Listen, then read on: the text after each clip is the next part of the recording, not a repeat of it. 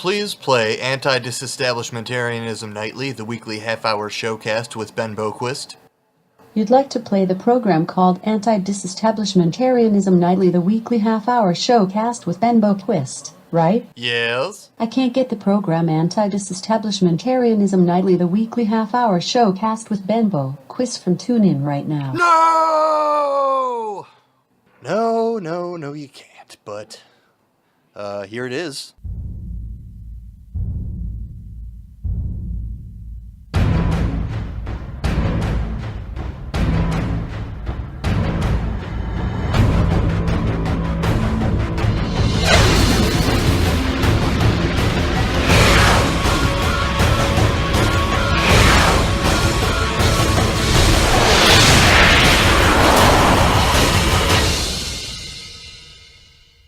Anti-Disestablishmentarianism Nightly. What's in a Wonder Ball? Sorry, I don't know the answer to your question. What is the meaning of life? A traditional answer is 42. Is hitchhiking illegal? I can't find the answer to the question I heard. What's in a chicken nugget? I don't know. But you can take a look at the Bing search link I added in the app. Translate the word Glockenspiel from German to English.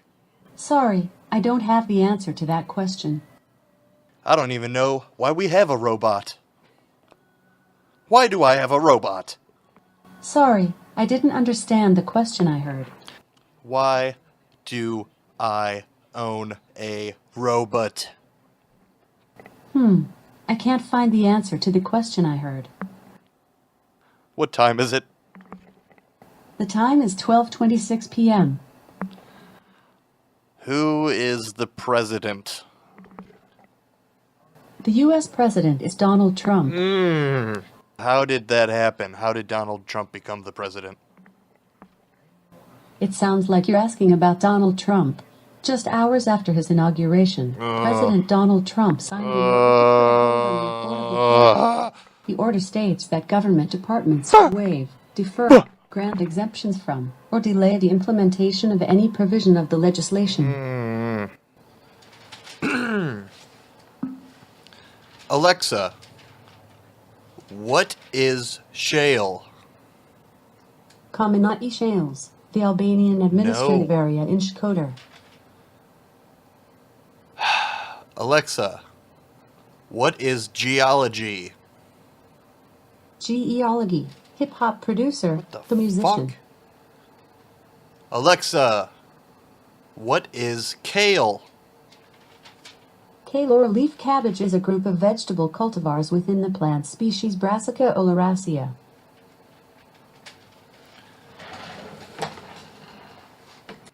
Okay, enough about robots. Let's talk about the world, motherfuckers. It's been a while since I've done this show, so let's go ahead and just dive right in. Basically, we have a new president in the United States of America, Djt In O, and he hasn't had a good couple first days as far as public perception. There's been massive protests. Probably the biggest since, definitely after any first president. And, people want to be pissed and say this and that and maybe call it one-sided or gender-centric, maybe, like female-centric or something. But, I mean, Trump knows what he did. He knows the people he pissed off, and now he has to deal with that. So, he pissed off a lot of people. There's a lot of people that aren't too happy about Mr. DJT there. And I can't blame them because fuck the corporate world. And on that note, Dan Rather had a lengthy Facebook post about the whole... Basically, he tries to capture the feeling of the country on that fateful day, January, 19th, 2017. So I'm going to go ahead and read that. Dan Rather, real news all the time, very... a credible source, and always has his pulse on the thoughts and feelings of America. So I thought it would be a good idea for me to further his message by reading it in this podcast that 7 people listen to, including my mom. Hey, Mom, what's up? It's a meatloaf. The meatloaf. Mom! Meatloaf! And so it begins. Of the nearly 20 inaugurations I can remember, there has never been one that felt like today. Not even close. Never mind the question of the small size of the crowds or the boycott by dozens of lawmakers, or even the protest marches slated for tomorrow across the country. Those are plays upon the stage. What is truly unprecedented, in my mind, is the sheer magnitude of quickening heartbeats in the millions of Americans, a majority of our country if the polls are to be believed. That face today buffeted within and without by the simmering ache of dread. I've never seen my country on an inauguration day so divided, so anxious, so fearful, so uncertain of its course. I have never seen a transition so divisive, with cabinet picks so encumbered by serious questions of qualifications and ethics. I have never seen the specter of a foreign foe cast such a dark shadow over the workings of our democracy. I have never seen an incoming president so preoccupied with responding to the understandable vagaries of dissent, and seemingly unwilling to contend with the full weight and responsibilities of the most powerful job in the world. I've never seen such a tangled web of conflicting interests. Despite the pageantry of unity on display at the Capitol today, there is a piercing sense that we are entering a chapter in our nation's evolving story unlike one ever yet written. To be sure, there are millions of Donald Trump supporters who are euphoric with their candidate's rise. Other Trump voters have expressed reservations, having preferred his bluster to the rival's perceived shortcomings in his last election. Not Bernie, but admitting more and more that they are not sure what kind of man they bestowed the keys to the presidency. The rest of America, the majority of voters, would not be, and indeed is not, hesitant in sharing its conclusions on the character and fitness of Donald Trump for the office he now holds. The hope one hears from even some of Donald Trump's critics is that this moment might change him. Perhaps as he stood there on the gray, drab January day, reciting the solemn oath of office demanded by our Constitution, as he looked out across what Charles Dickens once called the city of magnificent intentions, he would somehow grasp the importance of what he was undertaking. Perhaps he would understand that he must be the president of all the United States, in action as well as in word. Perhaps, but there has already been so much past that is prologue. There is usually much fanfare around inaugural addresses. They are also usually forgotten, with some notable exceptions. I think today will be remembered, not so much for the rhetoric or the turns of phrase, but for the man who delivered them and the era they usher us forth. Mr. Trump's delivering was staccato, and there was very little eye contact. He seemed to be reading carefully from a teleprompter. What a jerk. His words and tone were angry and defiant. He is still in campaign mode, and nary a whiff of unifying spirit. There was little or nothing of uplift, the rhetoric of Washington, Lincoln, Roosevelt, Kennedy, or Reagan. We heard a cavalcade of slogans, one-liners, and huge promises to bring back an America, whatever that really means to many who look at our history and see progress in our current society. The speech started with a message of an establishment in Washington, earning riches on the back of struggling families across the country. It was an odd note considering the background of many of his cabinet picks. President Trump painted a very dark picture of the current state of our nation, beset by gangs and drugs and violence. Regardless of what the data shows, his words swelled with his economic populism and the nationalism of America first. The applause was sparse, and I imagine many more being turned off, even sickened rather than inspired by what our new president had to say. President Obama looked on with opaque poker face. One could only imagine what he was thinking. It bears remembering that one can never predict the arc of a president. It is an office that is far too often shaped by circumstance, well beyond its occupant's control. These challenges, wherever and however they may rise, now will fall on the desk of President Trump. We can only see what will happen. We hope for the security and sanctity of our republic that Mr. Trump will respond to the challenges of circumspection and wisdom. Today's rhetoric was not reassuring. Our democracy demands debate and dissent, fierce, sustained, and unflinching when necessary. I sense that tide is rising amongst the opposition, eager to toss aside passivity for action. We are already seeing a more emboldened Democratic Party than I have witnessed in ages. It is being fueled by a fervent energy bubbling up from the grassroots rather than the top down. These are the swirling currents about our ship of state. We now have a new and untested captain. His power is immense, but it is not bestowed from a divinity on high. It is derived, as the saying goes, from the consent of the governed. That means President Trump now works for us. All of us. And if he forgets that, it will be our duty to remind him.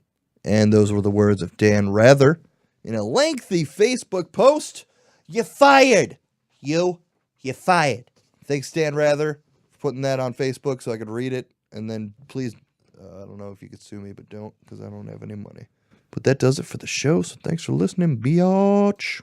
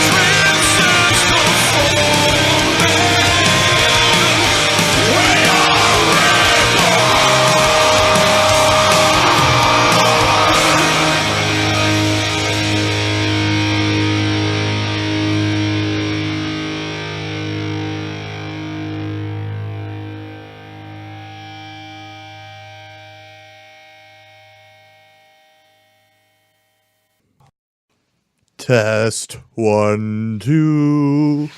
You hear my jacket? Just